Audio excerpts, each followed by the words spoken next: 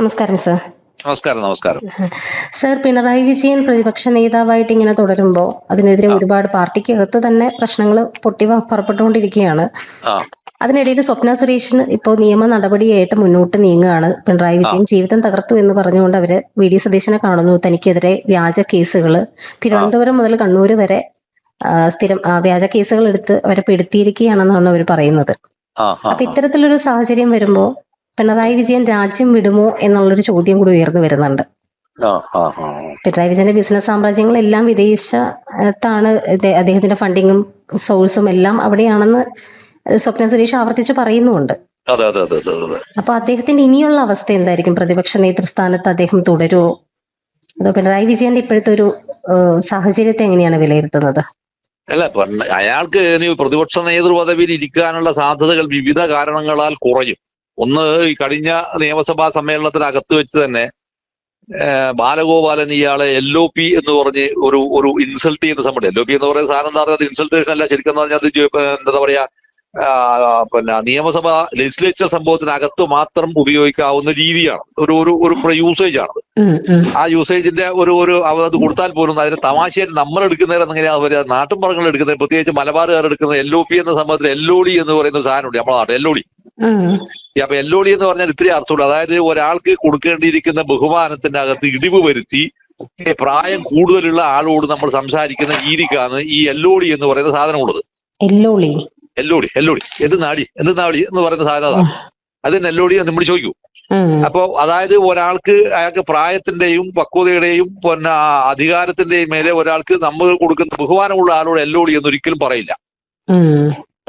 പകരം പറഞ്ഞാൽ അത് അങ്ങനെയല്ലേ എന്നേ ചോദിക്കുള്ളൂ, അല്ലെ അങ്ങനെയാണോ എന്ന് ചോദിക്കും. അതല്ലെങ്കിൽ അത് പ്രായത്തിൽ കുറഞ്ഞ ആളുകളായാൽ ഇൻസൾട്ട് ചെയ്യാൻ ഉപയോഗിക്കുന്ന ഒരു ലോക്കൽ പിന്നെ എന്താ പറയാ കൊളോക്കിയൽ രീതിയാണ് LOD എന്ന് പറയുന്നത്. ഇതാണ് വാസ്തവത്തിൽ ഈ പറയുന്ന വേണുഗോപാലൻ ഇയാളോട് പറഞ്ഞിരിക്കുന്നത്.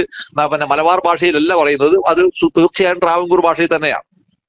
അതിനർത്ഥം എന്താണ്? ഒന്ന് മാത്രമാണ്, ഇയാൾ ഇൻഎഫിഷ്യന്റ് ആണ് എന്നാണ് അതിനർത്ഥം. ശരിക്കും നിയമസഭക്കകത്ത് അയാൾ അതിനകത്ത് ശരിക്കൊരു എന്താ പറയാ പിന്നെ മന്ദബുദ്ധിയായിരിക്കുന്ന ഒരാൾ നോക്കുന്നത് പോലെയാണ് ബാലഗോപാലൻ അയാൾ ഇങ്ങനെ നോക്കുന്നത്, ഒരാരെ ചിരിയോടെ. അത് വിഷ്വൽ നോക്കിയാൽ ശരിക്കും ശ്രദ്ധിക്കുന്നത് നമുക്ക് മനസ്സിലാവും. അപ്പൊ ആ ഒരു കാരണം കൊണ്ട് തന്നെ അദ്ദേഹത്തെ അതിനേക്കാൾ പ്രധാനമായി വരുന്നൊരു വിഷയം കിടക്കുന്നത്, ഇതിനേക്കാൾ പ്രധാനമായിരിക്കുന്ന ഒരു പൊളിറ്റിക്കൽ വിഷയം വരുന്നത് എവിടെയാന്ന് പറഞ്ഞാല് പിന്നെ CPI ഇതിനകത്ത് പ്രതിപക്ഷ ഉപനേതാവിന്റെ പദവി അവർക്ക് വേണമെന്ന് അവർ പിന്നെ കട്ടൻഡറിയായി പറഞ്ഞിട്ടുണ്ട്. ഇതവർ പറയുന്നത് എന്തുകൊണ്ടാണ് എന്നുള്ളതാണ് ഇതിൽ ഏറ്റവും പ്രധാനപ്പെട്ടിരിക്കുന്ന ഒരു വിഷയം. എന്തുകൊണ്ടാണ് ഇത് പറയുന്നത്? ഇതിന് പിന്നെ പ്രതിപക്ഷ നേതാവായിരിക്കുന്ന അയാൾ വീണ്ടും നടത്തിയിരിക്കുന്ന വാർത്താ സമ്മേളനത്തിൽ അയാൾ വളരെ ക്ഷുഭിതനായി പറയുന്ന ഒരു സാധനമുണ്ട്.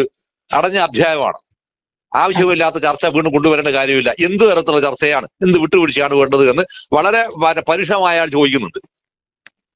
ഈ ഒരു demand CPI Indian communist party വെക്കുന്നതിന് പിറകിൽ വളരെ കൃത്യമായിരിക്കുന്ന രാഷ്ട്രീയ കാരണങ്ങളുണ്ട് എന്നാണ് ഞാൻ വിചാരിക്കുന്നത്.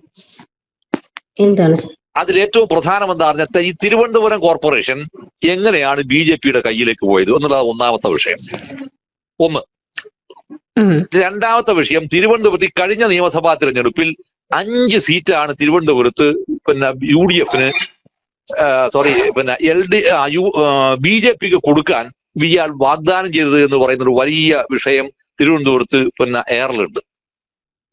തിരുവനന്തപുരം ജില്ലയിൽ 5 സീറ്റ്, കാസർഗോഡ് ജില്ലയിൽ 3 സീറ്റ്, അങ്ങനെ 5ഉം 3ഉം 8 സീറ്റാണ് ഇയാള് ഈ കഴിഞ്ഞ പിന്നെ നിയമസഭാ തിരഞ്ഞെടുപ്പിൽ BJPയുമായി ധാരണയുണ്ടാക്കാൻ ശ്രമിച്ചു എന്ന് പറയുന്ന ഒരു വലിയ വിഷയം എയറിൽ അന്തരീക്ഷത്തിൽ രാഷ്ട്രീയക്കാരുടെ വളരെ ഗൗരവതരമായി കിടക്കുന്ന ഒരു വിഷയമാണിത്. ഇതിനെ സ്ഥിരീകരിക്കുന്ന ഒരു വിഷയം കിടക്കുന്ന എവിടെയാന്ന് പറഞ്ഞാൽ, തിരുവനന്തപുരം ജില്ലയിലെ ഏറ്റവും പ്രധാനപ്പെട്ടിരിക്കുന്ന ഒരു സീറ്റായിരുന്നു ഒരു കടക്കൂട്ടം സീറ്റ്. മുൻ ദേവസ്വം വകുപ്പ് മന്ത്രിയും കൂടിയായിരിക്കുന്ന കടകംപള്ളി സുരേന്ദ്രൻ മത്സരിച്ച മണ്ഡലം. ഈ മണ്ഡലത്തിൽ 17,000 വോട്ടാണ് LDFിൽ നിന്ന് എടുത്തേക്ക് പോയത്, BJPയിലേക്ക് പോയത്. 17,000 വോട്ട് ഈ സാധനം പോകുന്നത്. ഇതെങ്ങനെ പോയി? ഒന്നാമത്തെ വിഷയമാണ്. അയാൾ ഉദ്ദേശിച്ച പദ്ധതി നടപ്പിലായില്ല, അത് വേറെ വിഷയം. രണ്ടാമത് വരുന്ന ഒരു വിഷയം വരുന്ന എവിടെയാണെന്ന് പറഞ്ഞാല് പിന്നെ തിരുവനന്തപുരം ജില്ല, കൊല്ലം ജില്ല, തിരുവനന്തപുരത്തിന്റെയും കൊല്ലത്തിന്റെയും ബോർഡറായിട്ട് വരുന്ന ചാത്തന്നൂര് 11,000 വോട്ടാണ് അവിടെ എന്ത് വരുന്നതെന്ന് പറഞ്ഞാൽ LDFന്റെ വോട്ട് പോകുന്നു. അവിടെയാണ് BJPയുടെ സ്ഥാനാർത്ഥി ജയിക്കുന്നത്. ഇത് ഒന്നാമത്തെ വിഷയം ഇത് ഞാൻ പറയുന്നത്. രണ്ടാമത്തെ വിഷയം വരുന്ന എവിടെയാണെന്ന് പറഞ്ഞാൽ കാസർഗോഡ് വരുന്ന 3 സീറ്റാണ് അയാൾ പറഞ്ഞത്. അവിടെ നിന്ന് വരിക എന്ന് പറഞ്ഞാൽ ഇതുവരെ ഇല്ലാത്ത റെക്കോർഡ് ഭൂരിപക്ഷത്തിനാണ് ആര് ജയിക്കുന്നത്? അഷ്റഫാണ് മഞ്ചേശ്വരത്ത് ജയിക്കുന്നത്. അതെ. അതുപോലെ കാസർഗോഡ് ജയിക്കുന്നു, പിന്നെ ഉദുമ തോൽക്കുന്നു, പിന്നെ തൃക്കരിപ്പൂര് സന്ദീപ് വാര്യർ ജയിക്കുന്നു. അതെ. ഇത് വരാനുണ്ടായ കാരണം എന്താണ്? ഇയാൾ നടത്തിയിരിക്കുന്ന ഈ ഏർപ്പാട്, അതായത് BJP-യുമായി ധാരണയുണ്ടാക്കാൻ ശ്രമിക്കുന്നു എന്ന് പറയുന്ന അന്നേരം ഉണ്ടായിരിക്കുന്ന ഒരു ധാരണയുണ്ട് എന്ന് പറയുന്ന പരാമർശങ്ങൾ വളരെ ഗൗരവതരമായി 2 ജില്ലയിലെ പാർട്ടിക്കാരായിരിക്കുന്ന ആളുകളിൽ കേന്ദ്രീകരിക്കപ്പെട്ടിട്ടുണ്ടായിരുന്നു. ഈ കേന്ദ്രീകരിക്കപ്പെട്ടതിന്റെ ഭാഗമായി ഇടതുപക്ഷത്തുള്ള ആളുകൾ നിർദ്ദയമായി കോൺഗ്രസ് പാർട്ടിക്ക് വോട്ട് ചെയ്തതിന്റെ ഫലമായാണ് കാസർഗോഡ് ജില്ലയിലെ 4 സീറ്റ് ഒറ്റയടിക്ക് അടിച്ചുപോയത്. കാഞ്ഞങ്ങാട് LDF-ന്റെ സ്ഥാനാർത്ഥിയാണ് സീറ്റ് നിലനിർത്തിയത്. ശരിക്കും എങ്ങനെയാണെന്ന് പറഞ്ഞാൽ അത് CPI-യുടെ സ്ഥാനാർത്ഥിയായിരിക്കുന്ന ആൾ മത്സരിച്ചത് കൊണ്ട് മാത്രമാണ്. ഇല്ലെങ്കിൽ അതും പോകും. തീർച്ചയായും ഇതാണ് വാസ്തവം. അപ്പൊ ഇതാണ് വാസ്തവത്തിൽ എന്ത് ചെയ്യുന്നത്? ഇത് CPI വളരെ സീരിയസ് ആയി CPI പരിഗണിച്ച ഒരു വിഷയമാണ്. കാരണം പ്രത്യേകിച്ച് ഇതിനകത്ത് ഇവിടെയുണ്ട് ഈ PM-ശ്രീ വിഷയത്തിനകത്ത് CPI എടുത്തിരിക്കുന്ന ഒരു വലിയ പൊളിറ്റിക്കൽ സ്റ്റാൻഡ് ഉണ്ട്. PM-ശ്രീ വിഷയത്തിനകത്ത് അത് നടപ്പിലാക്കാൻ പാടില്ല എന്ന് പറയുന്ന സ്റ്റാൻഡ്. അത് മാത്രമല്ല, ക്യാബിനറ്റ് അറിയാതെ ഇയാൾ എന്ത് ചെയ്തു, ഈ സാധനം ഒപ്പിട്ടു എന്ന് പറയുന്ന ഒരു വിഷയത്തിന്റെ മേലെ CPI അപമാനിച്ചൊരു വിഷയമുണ്ട്. ഇത്തരം രാഷ്ട്രീയ വിഷയത്തിന്റെ ഫലമായി അവർ എന്ത് ചെയ്യാണ്, ഞങ്ങൾക്ക് ഈ പ്രതിപക്ഷ ഉപനേതാവിന്റെ പദവി വേണമെന്ന് അവർ ശാഠ്യം പിടിക്കുന്നതിന്റെ വിഷയം അറിയാതെയല്ല, അറിഞ്ഞുകൊണ്ട് തന്നെ ഇയാള് നാളെ എന്ത് ചെയ്യാണ്, നാളെ നമ്മൾ അറിയാതെ ഇയാൾ BJP-യുമായി ധാരണ ഉണ്ടാക്കി കഴിഞ്ഞാൽ ഇതിന്റെ പാവഭാരം ആര് ഏറ്റെടുക്കണം? ഇന്ത്യൻ കമ്മ്യൂണിസ്റ്റ് പാർട്ടി അത് ഏറ്റെടുക്കാൻ തയ്യാറല്ല എന്ന പരോക്ഷ സൂചനയാണ് അവർ പരസ്യമായി പ്രഖ്യാപിച്ചതെന്നാണ് എന്റെ വ്യക്തിപരമായ അഭിപ്രായം. ഇത് CPI-ന്റെ അഭിപ്രായം ഒന്നുമില്ല ഞാൻ പറയുന്നത്, എന്റെ റീഡിംഗ് ആണ് ഞാൻ പറഞ്ഞത്. തീർച്ചയായിട്ടും സാർ, ഈ റീഡിങ്ങിനകത്ത് അവർ പ്രധാനമായി ഫോക്കസ് ചെയ്യുന്ന പറയാതെ അവർ പറയുന്നത് പ്രതിപക്ഷ നേതൃപദവിയിൽ നിന്ന് ആര് മാറണം, വിജയൻ മാറണമെന്ന് തന്നെയാണ്. ഇതും ആര് CPI നേരിട്ട് പറഞ്ഞിട്ടില്ല. പക്ഷെ പരോക്ഷമായി അവരുടെ ഡിമാൻഡ് എന്താണെന്ന് പറഞ്ഞാൽ വിജയൻ മാറുന്ന, ബിക്കോസ് അയാൾ ഇന്നഫിഷ്യന്റ് ആണ്, 1. 2, അയാൾക്ക് എന്താണ് സംഭവിക്കുന്നത് അറിയില്ല. 2, അതിനേക്കാൾ എല്ലാം ഉപരിയായി സെൻട്രൽ ഗവൺമെന്റിനെതിരായും BJP-ക്കുമെതിരായും ഷാർപ്പായിരിക്കുന്ന ഒരു പൊളിറ്റിക്കൽ സ്റ്റാൻഡ് പിന്നെ സഭക്കകത്തെടുത്ത് സംസാരിക്കാൻ അയാൾക്ക് കഴിയില്ല. കാരണം കഴിഞ്ഞ 10 വർഷക്കാലമായി അയാൾ നിയമസഭയ്ക്ക് എടുത്തിരിക്കുന്ന സ്റ്റാൻഡുകൾ എന്ന് പറയുന്നത്, ഭരണരംഗത്ത് അയാൾ എടുത്തിരിക്കുന്ന സ്റ്റാൻഡ് അത് പ്രോ RSS, പ്രോ BJP അല്ലെങ്കിൽ പ്രോ സെന്റർ ആണ്. ഈ ഒരു സംഭവത്തിന്റെ മേലെ നിന്നുകൊണ്ടാണ് VD സതീശൻ എന്ന് പറയുന്ന ഈ കേരളത്തിലെ മുഖ്യമന്ത്രി അയാൾ അതിശക്തമായി ആക്രമിക്കുമ്പോൾ ഒരു പ്രതിരോധ നിര പോലുമില്ലാതെ, ഗോൾ പോസ്റ്റിൽ ആളില്ലാത്ത ശൂന്യമായി പോയി ഇത് കേട്ടിരിക്കേണ്ടി വരുന്ന നിസ്സഹായ അവസ്ഥ ഈ പ്രതിപക്ഷത്തിന് ഉണ്ടാക്കി കൊടുത്തത് വിജയനാണ് എന്നാണ് CPI-യുടെ പക്ഷം. ഇതാണ് പക്ഷം. തീർച്ചയായിട്ടും ഈ ഒരു അവസ്ഥയിൽ പ്രതിപക്ഷ നേതൃപദവി ഇയാൾ മാറേണ്ടതുണ്ട് എന്ന് പറയാതെ പറയുകയാണ് ഇന്ത്യൻ കമ്മ്യൂണിസ്റ്റ് പാർട്ടി. അങ്ങനെ വന്നാൽ ഇയാൾ പോയേ പറ്റൂ. അതായത് പോകുന്നുണ്ട്. ഇതിനകത്തേക്കാൾ ഉപരിയായി വരുന്ന വേറൊരു സാധനം, മർമറിംഗ് ക്യാമ്പയിൻ നടക്കുന്ന ഒരു സാധനം എന്താന്ന് പറഞ്ഞാല്, ഡൽഹിയിൽ ഇപ്പോ കഴിഞ്ഞിരിക്കുന്ന ഒരു സെൻട്രൽ കമ്മിറ്റി പോളിംഗ് ബ്യൂറോ 2 സംഭവം നടന്നല്ലോ, 4 ദിവസം. അതിൽ CJP-നെക്കാൾ പ്രധാനമായിട്ട് വരുന്ന വിഷയം, അതിനേക്കാൾ മുമ്പിൽ പറയേണ്ട സാധനം എന്താ പറഞ്ഞാല്, 75 വയസ്സ് കഴിഞ്ഞിരിക്കുന്ന ആളുകൾ പാർട്ടിയിൽ ഇന്ന് തുടരേണ്ട ആവശ്യം, ഉന്നതമായ പദവിയിൽ ഇരിക്കേണ്ടതില്ല എന്ന് സെൻട്രൽ കമ്മിറ്റി പ്രപ്പോസൽ വന്നു. ഈ 75 വയസ്സിൽ കഴിഞ്ഞിരിക്കുന്ന ആളുകൾ ഒഴിവാകണം എന്ന് പറയുന്ന സാധനം ബംഗാളിൽ നിന്നാണ് ഏറ്റവും കൂടുതലായിട്ട് വന്നത്. അത് വന്നപ്പോ എന്തായി, സെൻട്രൽ കമ്മിറ്റിയുടെ പൊതുവികാരമായിട്ട് അത് മാറി. ഇത് പൊതുവികാരമായി മാറിക്കഴിഞ്ഞാൽ ഇത് കേരള പാർട്ടിയിൽ ആരെയാണ് സ്വാധീനിക്കുക? ഏറ്റവും പ്രധാനമായി സ്വാധീനിക്കുന്ന ആരെയാണ്? വിജയനെയാണ്. വിജയൻ ഇപ്പോൾ പ്രതിപക്ഷ നേതാവായിട്ടാണ് ഇരിക്കുന്നത്, പോളിറ്റ് ബ്യൂറോ ഇരിക്കുന്നു, സെൻട്രൽ കമ്മിറ്റി ഇരിക്കുന്നു. എന്തിന്റെ മേലെയാണ്? ഒരു എക്സ്റ്റൻഷന്റെ മേലെ ഇരിക്കുന്നതാണ് അയാൾ, മറ്റു വേറൊന്നുമല്ലല്ലോ. അന്ന് ഇയാൾ ഇരുത്താൻ കൊല്ലം സമ്മേളനത്തിനും പഞ്ഞീര് വന്നിരിക്കുന്ന പാർട്ടി സമ്മേളനത്തിനകത്തും ഇയാൾ ഇരുത്താൻ പ്രേരിപ്പിക്കുന്ന ഘടകം പാർട്ടിക്ക് ഇയാൾ കൊണ്ട് ഗുണമുണ്ടാകുമെന്നുള്ള പ്രതീക്ഷ ഇയാൾ നൽകിയത് കൊണ്ടാണ്. പക്ഷേ ഇലക്ഷൻ കഴിഞ്ഞപ്പോ എന്തായി, ഉള്ള സാധനം പോവുകയാണ് ചെയ്തത്. മാത്രമല്ല മലബാർ മേഖലയിൽ 5 സീറ്റാണ് പോയത്. ഇത് കണ്ണൂർ ജില്ലയിലടക്കം സാധനം പോയി. തളിപ്പറമ്പ് പോയി, പയ്യന്നൂർ പോയി, കണ്ണൂർ തിരിച്ചു പിടിച്ചു. ബാക്കിയുള്ള സ്ഥലത്ത് കൂത്തുറമ്പല്ല എങ്ങനെയോ ഓരോ എന്താ പറയാ ലക്കിന് രക്ഷപ്പെട്ടു പോയിരിക്കുന്ന ഒരു അവസ്ഥയിലാണ്. കൂത്തുറമ്പില് ജനതാദളിന്റെ KP മോഹന്റെ ഏട്ടന്റെ മകൻ പ്രവീൺ കുമാർ അവിടുന്ന് ജയിക്കുന്നത്. അതുപോലെ തന്നെ ഇയാള് കൂത്തുപറമ്പ് ധർമ്മട നിയോജക മണ്ഡലത്തിൽ ഇയാൾ തടിയൂരിയത് SDP-യുടെ വോട്ടിന്റെ പിൻബലത്തിൽ മാത്രമാണ് ഇയാൾ ഇവിടുന്ന് ജയിച്ചത്. അല്ലെങ്കിൽ ഇയാൾ ഇവിടെ ഈ ധർമ്മടത്തും ഇയാൾ തോൽക്കും. തലശ്ശേരിയിൽ കാരായി രാജൻ എന്ന് പറഞ്ഞ ആൾ MLA ആയിട്ട് ഇടതുപക്ഷത്തെ സ്ഥാനാർത്ഥിയായി വെക്കുന്നത് അവിടെ ഒന്ന് SDP-യുടെ വോട്ടാണ്. 1448 വോട്ട് 1444 വോട്ടാണ് SDP സ്ഥാനാർത്ഥിക്ക് ഔദ്യോഗിക സ്ഥാനാർത്ഥിക്ക് തലശ്ശേരിയിൽ കിട്ടിയത്. അവരെ 10-14,000 വോട്ട് എവിടെ പോയി ഒരാൾക്കും അറിയില്ല. അതിനേക്കാൾ പ്രധാനം എന്താന്ന് പറഞ്ഞാൽ അവിടെ മത്സരിച്ച BJP സ്ഥാനാർത്ഥികൾ ഒരൊറ്റ ആൾക്ക് അയാളെ അറിയില്ല. BJP സ്ഥാനാർത്ഥി ആർക്കും അറിയില്ല അയാളെ. യഥാർത്ഥത്തിലാണ് BJP സ്ഥാനാർത്ഥിയായിട്ട് മത്സരിക്കേണ്ടിയിരുന്നത് BJPയുടെ കണ്ണൂർ ജില്ലാ സെക്രട്ടറിയായി വർക്ക് ചെയ്തിട്ടയക്കുന്ന ഒരു വൺ മിസ്റ്റർ N ഹരിദാസ് എന്ന് പറയുന്ന സ്ഥാനാർത്ഥി, അദ്ദേഹമായിരുന്നു അവിടെ മത്സരിക്കേണ്ടിയിരുന്നത്. അദ്ദേഹമാണ് അവിടെ മത്സരിച്ചിരുന്നെങ്കിൽ 100% കട്ടായം ആര് നോക്കുന്ന രാജ്യം തോക്കുവാണ്, തോൽക്കും. അപ്പൊ ആ വോട്ടിനകത്ത് നിന്ന് പോലും ഇടത്തേക്ക് വന്നു രാജന് വോട്ട് കിട്ടുകയാണ് ചെയ്തത്. അപ്പൊ അങ്ങനെ വന്നിരിക്കുന്ന വോട്ടിന്റെ മേലെയാണ് രാജൻ എന്ത് ചെയ്തത്? രാജന് 19,000 അതായത് 14,000 വോട്ട് SDP വോട്ട് BJPക്കകത്ത് കിട്ടിയിരിക്കുന്ന വോട്ടും പിന്നെ ഇങ്ങനെ കിട്ടിയിരിക്കുന്ന വോട്ടിന്റെ മേലെയാണ് മൂപ്പരാൾ. അപ്പൊ ഇതെല്ലാം കാണിക്കുന്ന സംഭവം എന്താണെന്ന് പറഞ്ഞാല് പാർട്ടിയെ നയിക്കാൻ ഞാൻ പ്രാപ്തനാണ് എന്ന് പറഞ്ഞിരിക്കുന്ന അഹങ്കാരത്തിന്റെ മേലെ കൊലൂത്ത് നടത്തിയിരിക്കുന്ന ആളുകൾ ശിബിൾബന്ദികൾ നടത്തിയിരിക്കുന്ന പ്രചരണങ്ങൾ അസ്ഥാനത്തായിരുന്നു എന്ന് തെരഞ്ഞെടുപ്പ് ഫലം തെളിയിച്ചു. ഈ തെളിയിച്ച പശ്ചാത്തലത്തിലും കൂടിയാണ് അപ്പുറത്ത് വരുന്നത് ഇയാൾ മാറണമെന്ന് പറയുന്ന ഒരു അവസ്ഥ ഉണ്ടാവുന്നു. അപ്പൊ ആ അവസ്ഥ ഇതിന്റെ പ്രത്യക്ഷമായ റിഫ്ലക്ഷൻ ആയിരുന്നു യഥാർത്ഥത്തിൽ അന്ന് കേരള ഹൗസിൽ നിന്ന് ഇയാള് പത്രക്കാരോട് ചൂടായില്ലേ? ഡോറിന്റെ വാതിലടക്കുന്നതിന് മുമ്പിലായിട്ട് വാതിലടക്കാൻ സമ്മതിക്കുന്ന ഇയാൾ ക്ഷുഭിതനാവുന്നില്ലേ? ഈ ക്ഷുഭിതനാവുന്നില്ല തന്നെ ഈ ഒരു പശ്ചാത്തലത്തിലും കൂടിയാണ്. അതായത് ഇയാളെ മാറണമെന്നുള്ളതാണ്. എന്തായാലും വരുന്ന സെപ്റ്റംബറിലോ ഓഗസ്റ്റിലോ നടക്കുന്ന ഇവരുടെ വിശാല സ്റ്റേറ്റ് കമ്മിറ്റി ഉണ്ട്. ആ സ്റ്റേറ്റ് കമ്മിറ്റിയോടുകൂടി CPIM എന്നൊരു പാർട്ടിയുടെ രാഷ്ട്രീയവും സംഘടനാപരവുമായി വായിക്കുന്ന മുഴുവൻ ഊർജ്ജവും അസ്തമിക്കും. ഇത് അസ്തമിക്കുന്നു പറയുന്നത് വേറെ ഒന്നും കൊണ്ടല്ല. കാരണം എന്താ വെച്ചാൽ പാർട്ടിക്ക് പ്രത്യയശാസ്ത്രപരമായ അടിത്തറ തകർന്നാൽ പിന്നെ അതിന് സംഘടനാപരമായി നിൽക്കുക മാർക്സിയൻ പൊളിറ്റിക്സ് പ്രകാരം ഫിലോസഫി സാധ്യമല്ല. അടിവരിട്ട് പറയാൻ സാധ്യമല്ല. ഈ പ്രത്യയശാസ്ത്രപരമായിരിക്കുന്ന വ്യക്തത കൈമോശം വരികയും ഇതെന്താണ് ചെയ്യേണ്ടതിനെ കുറിച്ച് വ്യക്തത ഇല്ലാതെ പ്രോ RSS അല്ലെങ്കിൽ പ്രോ BJP സ്റ്റാൻഡ് എടുക്കുകയും ആന്റി കോൺഗ്രസ് നിലപാട് എന്ന് പറയാവുന്ന അർത്ഥത്തിൽ ഇപ്പോഴത്തെ ഫാസിസ്റ്റ് വിരുദ്ധ നിലപാടിന് എതിരായി വരുന്ന ദിശയിലേക്ക് CPM ചലിപ്പിക്കാൻ ഇയാൾ ശ്രമിക്കുകയും ചെയ്തതോടെ അതിന്റെ പ്രത്യയശാസ്ത്രപരമായ അടിത്തറയാണ് വിജയൻ പൊളിച്ചു കളഞ്ഞത്. അത് പൊളിച്ചതോടുകൂടി എന്തായെന്ന് പറഞ്ഞാൽ അതിന് പിന്നെ സംഘടനാപരമായിട്ട് നിൽക്കാൻ കഴിയില്ല.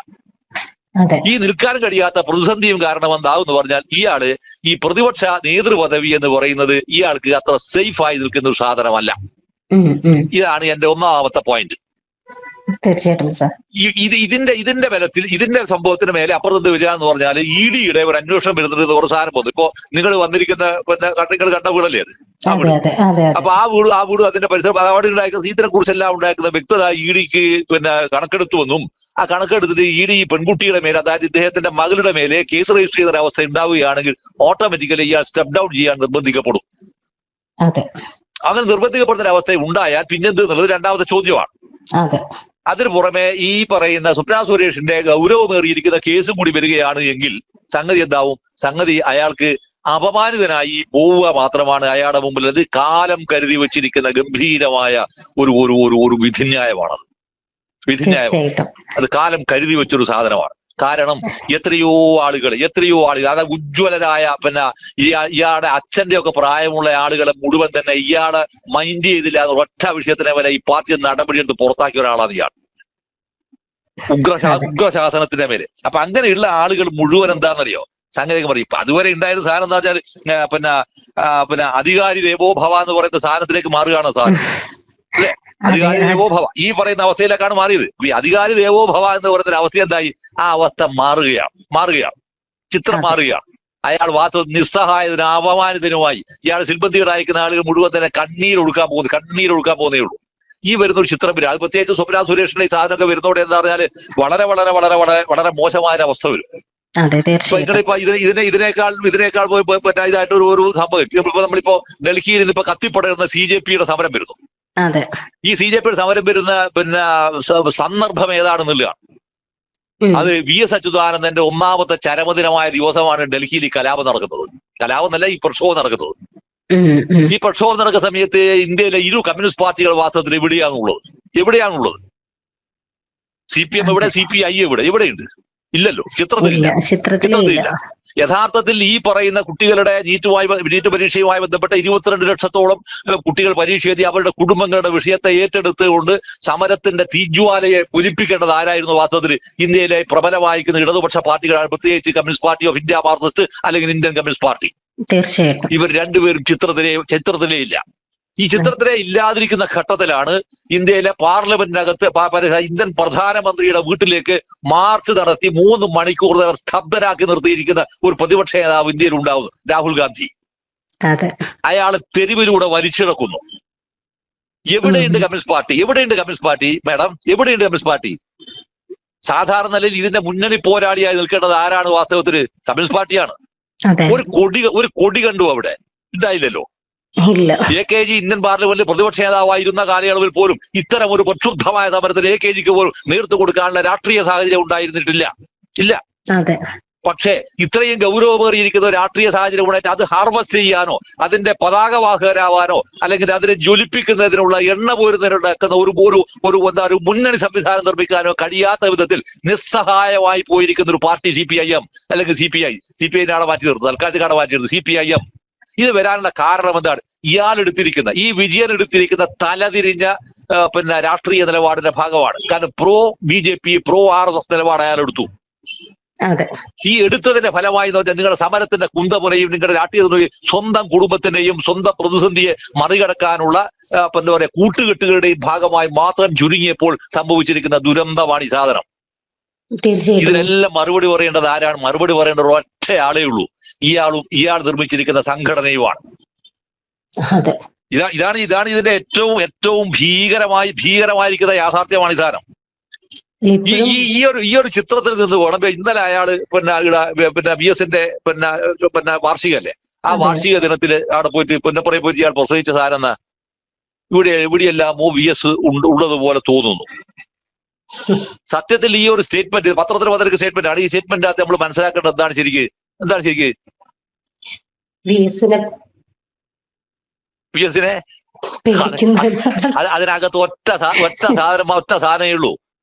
എന്താ പറയാ മൺമറഞ്ഞു പോയ VSനെ വാസ്തവത്തിൽ ഇയാൾ ഇപ്പോൾ ജീവിച്ചിരിക്കുന്ന VSനേക്കാൾ മൺമറഞ്ഞു പോയിരിക്കുന്ന VSനെ ഇയാൾ ഭയക്കുന്നു എന്നാണ് അതിനർത്ഥം. തീർച്ചയായിട്ടും വേറെ ഒരർത്ഥവും അതിനില്ല. ഭയക്കുന്നു ഇയാൾ. ജീവിച്ചിരിക്കവേ VSനെ പുറകിൽ നിന്ന് മുന്നിൽ നിന്നും കുത്താൻ ആളുകളെ നിർത്തി നിരവധി തവണ പുറകിൽ നിന്ന് കുത്തി വളർത്തിയിട്ട് പോലും ആ മനുഷ്യന്റെ ചോര വാർന്ന് വീണപ്പോ പോലും ആ മനുഷ്യൻ ഉയർത്തിയിരിക്കുന്ന രാഷ്ട്രീയം വളരെ ഗംഭീരമായി ജ്വലിച്ചുയർന്നു നിൽക്കുന്നു എന്നതിന്റെ അതിനോടുണ്ടാക്കുന്ന ഭീതി എന്നതാണ് ഇയാൾ ഇത്തരം ഒരു പ്രസ്താവന ഇയാൾ നടത്തേണ്ടി വരുന്നത്. ഒന്ന് ആലോചിക്കുക. ഇയാൾ പറഞ്ഞത് മറ്റു രീതിയിലല്ല സത്യസന്ധമായിട്ടാണെന്ന് നമുക്ക് വേണമെങ്കിൽ നമ്മളെപ്പോഴത്തെ ദോഷിക ദുഃഖങ്ങൾ പറയുന്നതാണ് ഇരിക്കുക. അന്ന് പറഞ്ഞാൽ സത്യത്തിൽ ഈ പറഞ്ഞിരിക്കുന്ന സാധനം ആരെങ്കിലും ഒരാൾ ഈ കേരളത്തിൽ വിശ്വസിക്കുമോ? ഇയാൾ പറഞ്ഞ സത്യസന്ധമാണെന്ന് ആരെങ്കിലും വിശ്വസിക്കുമോ? ഇപ്പോഴത്തെ അവസ്ഥയിൽ ഒരിക്കലും ഇല്ല. ഒരാളും വിശ്വസിക്കില്ല. ഇത് വിശ്വസിക്കാതിരിക്കുന്നത് എന്തുകൊണ്ടാണ്? കാരണം ജനങ്ങൾക്ക് ഇയാളെ തിരിച്ചറിഞ്ഞിരിക്കുന്നു എന്നാണ്. ഈ തിരിച്ചറിഞ്ഞിരിക്കുന്നതിന്റെ പ്രത്യക്ഷമായ മറ്റൊരു ഉദാഹരണമാണ് ദേശാഭിമാനിയിൽ കഴിഞ്ഞ ദിവസം വന്നിട്ടുള്ള ഒരു വിവാദം ഉണ്ടല്ലോ, കള്ളൻ വിജയൻ. സത്യത്തിൽ ഇയാളുടെ തലയിൽ എന്തെങ്കിലും ഒരു വറ്റ് ബാക്കിയുണ്ടെങ്കിൽ ഈ പറയുന്ന വിഷയം ഉണ്ടായപ്പോ ഇയാൾ പറയുന്നത് നിർബന്ധമായും അത് പ്രസിദ്ധീകരിക്കണമെന്നാണ് ഇയാൾ പറയേണ്ടത്. നിർബന്ധമായും അത് പ്രസിദ്ധീകരിക്കണമെന്ന് ഇയാൾ പറയണം. കാരണം അത് പ്രസിദ്ധീകരിച്ചു കഴിഞ്ഞാൽ ഈ പറയുന്ന ആരോപണമല്ല അതിനകത്തുള്ളത്. അങ്ങനെ ഇല്ല സാധനത്തിന് അകത്തത്. ഇതിനേക്കാൾ പ്രധാനം എന്താണ്? ദേശാഭിമാനിയുടെ ഇത്രയും ഗൗരവമേറിയിരിക്കുന്ന ഒരു പതിപ്പ് അല്ലെങ്കിൽ പത്രത്തിന്റെ അകത്ത് എല്ലാം ഇയാളുടെ കാര്യസ്ഥന്മാർ മാത്രമേ, വേറൊരാളില്ല. ഇയാൾ തന്നെ വെച്ചിരിക്കുന്ന ഫിൽട്ടർ ചെയ്ത് എടുത്ത് വെച്ചിരിക്കുന്നതിനകത്ത് ഇങ്ങനെ ഒരു സാധനം വന്നു എന്ന് പറഞ്ഞാൽ തന്നെ അർത്ഥം എന്താണ്? ഇതിനകത്ത് വലിയ തോതിലുണ്ടായിരിക്കുന്ന ആഭ്യന്തരമായിരിക്കുന്ന ഭിന്നിപ്പുകൾ രൂപം കൊണ്ടിരിക്കുന്നു എന്നാണ് അർത്ഥം. അതായത് ഇയാൾ നിർത്തിയിരിക്കുന്ന ആളുകൾ പോലും ഇയാളുടേതാണെന്ന് കരുതിയിരിക്കുന്ന ആളുകൾ പോലും ഇയാൾക്കെതിരാണ് എന്ന് പറയാവുന്ന പരസ്യ പ്രഖ്യാപനവുമായി രംഗത്ത് വന്നു എന്നാണ്. കള്ളൻ വിജയൻ എന്ന് പറയുമ്പോ കോഴി കെട്ടവൻ തലയിൽ പൂട തപ്പുന്നത് പോലെ അതാണ്. അത് ആരെ പേര് പറഞ്ഞാൽ ഇതെന്നെ കുറിച്ചാണോ എന്ന് പറയാവുന്ന ഒരു അവസ്ഥയിലേക്ക് നിങ്ങളൊന്ന് ആലോചിക്കണമെന്ന് പറഞ്ഞാൽ ഒരാൾ ഇത്രയും അപമാനിതനായി നിൽക്കാൻ വല്ല ആവശ്യമുണ്ടോ? വാസ്തവത്തിൽ വല്ല ആവശ്യമുണ്ടോ? ഒരിക്കലും ഇല്ല.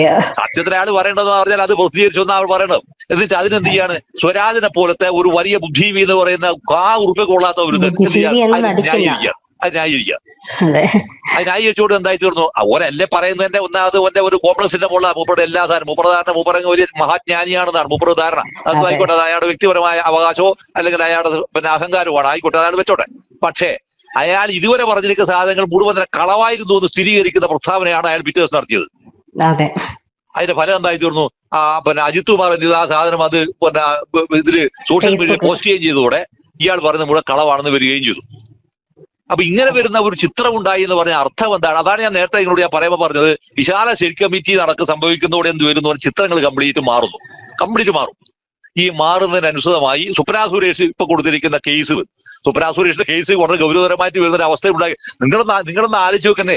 ഇയാളുടെ ഭാര്യ, ഞാനത് കഴിഞ്ഞ ഒരു ദിവസം ഒരു ചാനലിൽ ഞാൻ പറഞ്ഞാണ്, ഇയാളുടെ ഭാര്യ ഈ സ്വർണ്ണക്കള്ളക്കടത്ത് കേസിൽ പ്രതിയാവില്ലേ? ഇയാൾ പ്രതിയാവില്ലേ? ഇയാളുടെ മകൾ പ്രതിയാവില്ലേ?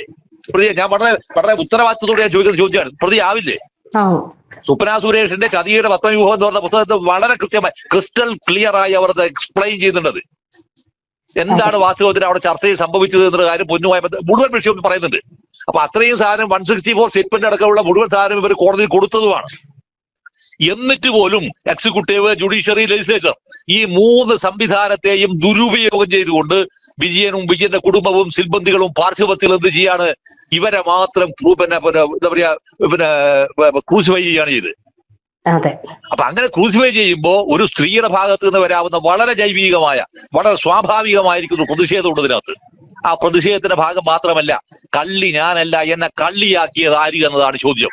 എന്നെ കള്ളിയാക്കിയത് ഈ മുൻ കേരളത്തിലെ മുഖ്യമന്ത്രിയും മുൻ പാർട്ടി സെക്രട്ടറി ആയിരുന്ന വിജയന്റെ കുടുംബവുമാണ് എന്നാണ് സ്വപ്ന സുരേഷ് പരോക്ഷമായി പറയാതെ പറയുന്നത്. അത് കോടതിയെ കൊണ്ട് പറയിപ്പിക്കുക എന്നതാണ്, കോടതി അത് അംഗീകരിക്കുക എന്നുള്ള അവസ്ഥയിലേക്കാണ് സ്വപ്ന സുരേഷ് സത്യസന്ധമായി അവർ നീങ്ങുന്ന യാത്ര. അതാണ് ശരിക്കും. തീർച്ചയായിട്ടും സാർ. അപ്പൊ അത്തരം ഒരു ഗൗരവം അറിയിക്കുന്ന യാത്ര വരുമ്പോ ഇവിടെ നിൽക്കാൻ കഴിയില്ല. അവിടെ അയാൾ എന്ത് ചെയ്യണം? അയാൾ പുറത്തേക്ക് സ്ഥലം വിട്ട് കഴിഞ്ഞാൽ ഞാൻ അതിൽ അത്ഭുതപ്പെടുന്ന വിഷയമേ ഇല്ല കേട്ടോ. അല്ല, തീർച്ചയായിട്ടും ഇവിടെ പറയുന്ന സ്വപ്ന സുരേഷ് തന്നെ അവരുടെ പത്രസമ്മേളനത്തിലും പറയുന്നുണ്ട്, അദ്ദേഹത്തിന്റെ പിണറായി വിജയന്റെ നിക്ഷേപങ്ങളും വിദേശ ബന്ധങ്ങളും അവിടെയാണ് അദ്ദേഹത്തിന്റെ ബിസിനസ് സാമ്രാജ്യം എന്ന്. അതൊരു ഗുരുതരമായിട്ടുള്ള ആരോപണമാണ്. ഇത്രയും നാളെ മുഖ്യമന്ത്രി ആയിരിക്കുന്ന സമയത്തും അദ്ദേഹം ഒരു ബിസിനസ് സാമ്രാട്ടായിരുന്നു എന്ന് വീണ ഈ പറയുന്ന സ്വപ്ന സുരേഷ് ആരോപിക്കുകയാണ് ചെയ്യുന്നത്. അതില് സ്വാഭാവികമായിട്ടും ഇത്തരത്തിലൊരു ആരോപണം വരുമ്പോൾ നമ്മള്, പ്രത്യേകിച്ച് അദ്ദേഹത്തിനെതിരെ മാത്രമല്ല അദ്ദേഹത്തിന്റെ വീട്ടുകാർക്കെതിരെ കൂടെ വരുമ്പോൾ സ്വാഭാവികമായിട്ടും ഒരു മാനനഷ്ട കേസിന് നോട്ടീസ് അയക്കാനുള്ള നട്ടല്ലെങ്കിലും നമ്മൾ അതൊന്നും അയാൾക്കാണ്. കാരണം അയാൾക്ക് അങ്ങനെ ഉളുപ്പൊന്നുള്ള ആവശ്യം, അയാൾക്ക് അങ്ങനെ ഒരു ഉളുപ്പില്ല. അയാൾ നമ്മൾ കാണുന്ന പുറത്തെ ആളുകളെ, തന്നെക്കാൾ ദുർബലനാണെന്ന് തോന്നിയിരിക്കുന്ന ആളുകളെ, അല്ലെങ്കിൽ ദുർബലാക്കാൻ പാർട്ടി സംഘടന വെച്ച് കഴിയുമെന്ന് തോന്നുന്ന ആളുകളെ പീഡിപ്പിക്കാനല്ലാതെ സ്വന്തമായി അങ്ങനെ ഒരു നട്ടും ബോൾട്ടും മുട്ടും നട്ടലും ഒന്നും ഉള്ള മനുഷ്യൻ അയാൾ അങ്ങനെ ഭൂമി കണ്ടിരിക്കുന്ന ക്വാഡല്ല, നമ്പർ 1 ക്വാഡ്. അത്രയും ക്വാഡായതുകൊണ്ടാണ് എന്തുകൊണ്ടാണ് തിരുവനന്തപുരം കോർപ്പറേഷൻ ഈ രീതിയിൽ വന്നത് എന്ന ഒരു ചോദ്യമുണ്ട്. ഇന്നിപ്പോ തിരുവനന്തപുരം KPCC ആഫീസിലേക്ക് തിരുവനന്തപുരം കോർപ്പറേഷന്റെ ഭരിക്കുന്നവരുടെ നേതൃത്വത്തിൽ ഒരു മാർച്ച് നടന്നല്ലോ. ഈ കോർപ്പറേഷന്റെ ഭരണ സംവിധാനം ആരുടെ നിഗൂഢ സന്തതിയാണ് എന്നൊരു ചോദ്യമുണ്ട്. ആരുടെ നിഗൂഢ സന്തതി, ഞാൻ ഉപയോഗിക്കുന്ന വാക്കാണ്, ആരുടെ നിഗൂഢ സന്തതിയാണെന്നുള്ള ചോദ്യമുണ്ടത്. ഇത്തരം ഒരു നിഗൂഢ സന്തതി പിറക്കാനിടയായിരിക്കുന്ന രാഷ്ട്രീയ കാരണം എന്ത് എന്ന് പറയുന്ന ഒരു ചോദ്യമുണ്ട്. ഇത്തരം ചോദ്യങ്ങളെല്ലാം ചോദിക്കുമ്പോൾ ഈ ചോദ്യങ്ങൾക്കെല്ലാം ഉത്തരം ആര് പറയേണ്ടി വരും? കാലം അയാളെ കൊണ്ട് പറയിപ്പിക്കും, ഉറപ്പാണ്. അപ്പൊ അത് പറയിപ്പിക്കുന്ന ഒരവസ്ഥ അയാൾ ഒഴിവാവണമെങ്കിൽ അയാളുടെ മുമ്പിൽ ഒറ്റ മാർഗമേ ഉള്ളൂ. എന്ത് വേണം? ഇവിടുന്ന് സംഗതി കളം വിടുക എന്നല്ലാതെ വേറെ മാർഗം ഉണ്ടാവില്ല. അത്തരത്തിൽ കളം വിട്ടാലും വിദേശത്ത് സുരക്ഷിതമായിട്ട് ജീവിക്കാനുള്ള തെക്ക് അദ്ദേഹം ഉണ്ടാക്കി വെച്ചിട്ടുണ്ടെന്നാണ് പറയുന്നത്. അതെല്ലാം ഉണ്ടാക്കും. പക്ഷെ അയാൾ ചെയ്തു വെച്ച പണി എന്താ പറഞ്ഞാൽ ഒരു മഹത്തായ പൈതൃകവും പാരമ്പര്യവും ഉള്ള ഒരു വലിയ ഉജ്ജ്വലമായ ഒരു കമ്മ്യൂണിസ്റ്റ് പാർട്ടി, ആ കമ്മ്യൂണിസ്റ്റ് പാർട്ടിയെ നശിപ്പിച്ചു. ഇരു കമ്മ്യൂണിസ്റ്റ് പാർട്ടികളും തമ്മിൽ ധാരണയുണ്ടാവുകയും ഭാവിയിൽ ഒരു വലിയ സമരമുഖം തുറക്കേണ്ടിയിരിക്കുന്നതുമായ ഇന്ത്യ മുന്നണി എന്ന് പറയുന്ന വളരെ വിശാലമായിരിക്കുന്ന ഫാസിസ്റ്റ് വിരുദ്ധ മുന്നണിക്ക് രൂപം നൽകിയ സംഭവം അതിനെ പൊളിക്കാൻ ബോധപൂർവം സെൻട്രൽ ഗവൺമെന്റിന്റെയും സെൻട്രൽ RSS ലീഡർഷിപ്പിന്റെയും അച്ചാരം വാങ്ങി ഇതിൽ പണിയെടുക്കുന്ന ആളും കൂടിയാണ് വാസ്തവത്തിൽ ഈ വിജയൻ എന്ന് ന്യായമായി സംശയിക്കാവുന്നതാണ്. അങ്ങനെ വരുമ്പോ വിജയൻ വാസ്തവത്തിൽ ആരും കൂടിയാണെന്നൊരു ചോദ്യം വരുന്നത്. ആ ചോദ്യം വാസ്തവത്തിൽ സംഘപരിവാറിന് വേണ്ടി CPM-നകത്ത് നിയോഗിക്കപ്പെട്ട ടൂളായിരുന്നുവോ വിജയൻ എന്ന് പറയുന്ന ഗൗരവപരമായിരിക്കുന്ന രാഷ്ട്രീയ ചോദ്യം ഇന്നല്ലെങ്കിൽ നാളെ ഉയർന്നു വന്നാൽ ഞാൻ അത്ഭുതപ്പെടൂല കേട്ടോ. ഉറപ്പായിട്ടും സാർ, മനസ്സിലാവുന്നു. ഒരു കാരണവശാൽ ഞാൻ അത്ഭുതപ്പെടൂല. കാരണം അല്ല എങ്കിൽ ഇത്തരം കേസുകളെല്ലാം ഇങ്ങനെ ഡ്രാഗ് ചെയ്ത് പോകുന്നതിന്റെ പുറകിലുള്ള രാഷ്ട്രീയ കാരണം എന്താണ് എന്നൊരു ചോദ്യമുണ്ട്. ഒന്ന്. രണ്ടാമത്തെ വിഷയം, ഈ കേരളത്തിനകത്തെ സാമുദായിക പാർട്ടികളെ മുഴുവൻ തന്നെ, സാമുദായിക സംഘടനകളെ മുഴുവൻ തന്നെ പിളർത്തുന്നു. ആർക്ക് വേണ്ടി? NSSനകത്ത് പ്രശ്നങ്ങൾ ഉണ്ടാക്കാൻ ശ്രമിക്കുന്നു, SNDP പ്രശ്നങ്ങൾ ഉണ്ടാക്കാൻ ശ്രമിക്കുന്നു, പിന്നെ ഇന്ത്യൻ യൂണിയൻ മുസ്ലിം ലീഗുമായി ബന്ധമുള്ള വിവിധങ്ങളായ സംഘടനകളുണ്ട്, സമസ്ത, ഇതുപോലുള്ള അതിനകത്തെല്ലാം തന്നെ ഭിന്നിപ്പുകൾ ഉണ്ടാക്കാൻ നോക്കുന്നു. ഇതിനെന്ത് വരിക എന്ന് പറഞ്ഞാൽ ഇതിനകത്ത് ഒരാവശ്യവുമില്ലാത്ത രീതിയിൽ ഇതിനെ കമ്മ്യൂണലൈസ് ചെയ്യാനുള്ള പണിയെടുക്കുക. അപ്പൊ ഈ പറയുന്ന ചെയ്തികൾ മുഴുവൻ തന്നെ രാഷ്ട്രീയമായി ചെയ്യുന്നത് ഒരിക്കൽ പോലും ഒരു കമ്മ്യൂണിസ്റ്റ് പാർട്ടിയുടെ രാഷ്ട്രീയമായ രീതിയെ അല്ല. തിരുവനന്തപുരത്ത് പിറന്നതുപോലെ ഒരു നിഗൂഢ സന്തതി കേരളം മൊത്തം പിടിച്ചെടുക്കാനായിട്ട് പിടിച്ചെടുക്കാനായുള്ള നീക്കമാണ് ശരിക്കും. തീർച്ചയായിട്ടും അതാണ് അതിന്റെ വസ്തുതാപരമായ സാധനം. അതിനകത്താണ് വാസ്തവത്തിൽ ഒരു നിയമയുദ്ധത്തിലേക്ക് ആര് വരുന്നു? സ്വപ്ന സുരേഷ് വരുന്നു, ഒരു വലിയ പോരാളിയായി സ്വപ്ന സുരേഷ്. കാരണം അതിനകത്ത് സങ്കടമുണ്ട്, കണ്ണീരുണ്ട്, ഒടുങ്ങാത്ത വേദനയുണ്ട് അതിനകത്ത്. പക പിന്നെയാണ്, പകയെല്ലാം ഒരുപാട് ദൂരെയാണ്. പക്ഷെ ഒരു സ്ത്രീയെ, അതായത് നിങ്ങൾ ആലോചിക്കുക, ഒരാൾക്ക് അയാൾക്ക് വേണ്ടുന്ന മുഴുവൻ കാര്യങ്ങളും അത് വളരെ സിൻസിയറായി ചെയ്തു കൊടുത്തു. ആരുടെ കൂടെ നിന്നിട്ട് ഈ പറയുന്ന ശിവശങ്കറിന്റെ കൂടെ നിന്നിട്ട് അവസാനം അപമാനിതരായി വരും എന്ന് പറയുന്നത് നിയമസഭക്കകത്ത് പറഞ്ഞു അയാൾ, എനിക്ക് സ്വപ്ന സുരേഷിനെ അറിയില്ല എന്ന്. നോക്കൂ നിങ്ങൾ എത്ര ഹൃദയശൂന്യനാണ്, എത്ര ഹൃദയശൂന്യനാണ് മാഡം, എത്ര ഹൃദയശൂന്യനാണ്.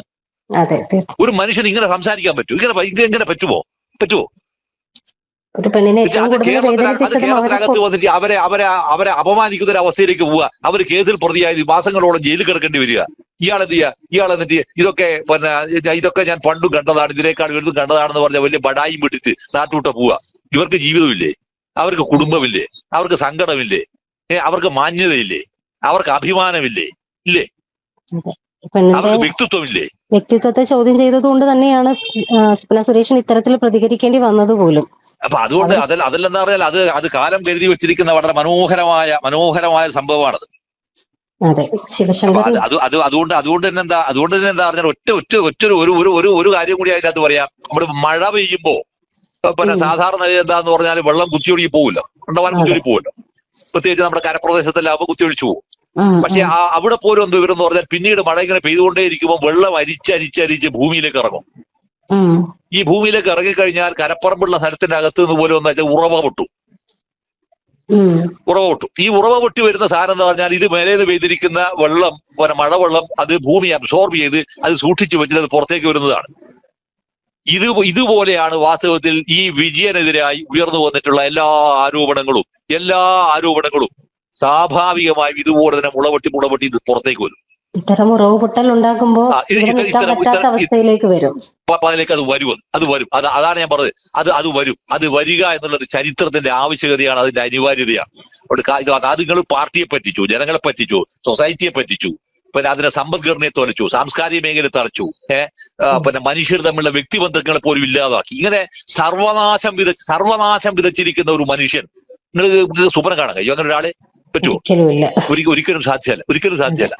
അങ്ങനെ വരുന്ന ഒരാളുടെ എന്താ പറയാ, അയാളുടെ രാഷ്ട്രീയ മരണം, അയാൾ എന്താണ് എന്ന് ജനത്തിന് മുമ്പിൽ ആളുകൾക്കെല്ലാം മനസ്സിലാക്കി കൃത്യമായി റിവീൽ ചെയ്യപ്പെടുന്ന ഒരു മനോഹരമായ അധ്യായം ഒരുപക്ഷെ ഈ സ്വപ്ന സുരേഷിന്റെ ഈ കേസിലൂടെ റിവീൽ ചെയ്യപ്പെടാനുള്ള സാധ്യത വളരെ കൂടുതലാണ് എന്നാണ് ഞാൻ കരുതുന്നത്. തീർച്ചയായിട്ടും സർ. Thank you. ഓക്കെ.